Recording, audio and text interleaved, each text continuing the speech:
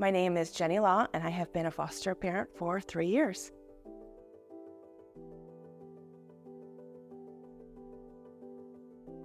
CASA has made a big impact on our ability to foster kids and have a successful case.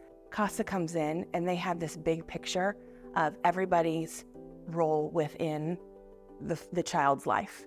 And each person has a specific role, but that CASA worker is coming in and really spending time with each person. So they are spending time with the parent, they're spending time with the child, they're spending time with myself and my family, where a lot of the other ones have one person that they are focusing on. And while our caseworkers are fantastic and they try and look at the bigger picture, they have so many kids in their caseload, it's not realistic for them to get to know the child at the level the CASA worker is going to. 2 cases ago, my very first CASA volunteer, she came in at a time that was really difficult with this little guy, and I was considering disrupting placement because we were just so frustrated. And we had some great conversations about how his past trauma influences his behavior now, and a lot of things you know as a foster parent, but having somebody else tell you these same things, for some reason, somebody else validating how you feel is a big deal.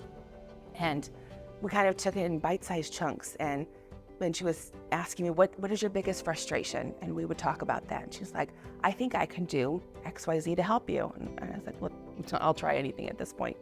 And then she did, and we saw a little movement in his behavior. And she's like, what's your next biggest frustration? And it was the mom did not have good parenting skills. So she helped us get some parenting resources. And little by little, his behavior is changing, the mom's behavior is changing. And now when she is going to court, she's got a really great court report because movement is being made. But I was so at my wit's end, I didn't know what else to do. And just her listening to me and helping me understand that she really wanted to help in whatever capacity she could. And it made a big difference on our ability just to keep him in our home. Every child in foster care deserves a CASA volunteer. They have the ear of the court when they go in there. They are respected. The judge looks to them for a non-biased opinion of how that child is doing, how they're doing in the foster family's home, how they're doing in school, how they're doing with visits with their parents. And I don't always get to articulate that in court, but the CASA does. And having them be part of my child's case gets the honest truth out to the judge.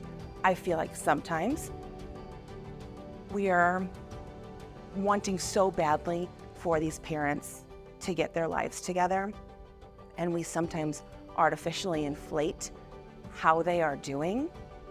I feel like the CASA, because they are in the home and they're seeing these visits and they're in my home and they're seeing how they are acting there, is a perspective that nobody else within the FST team has.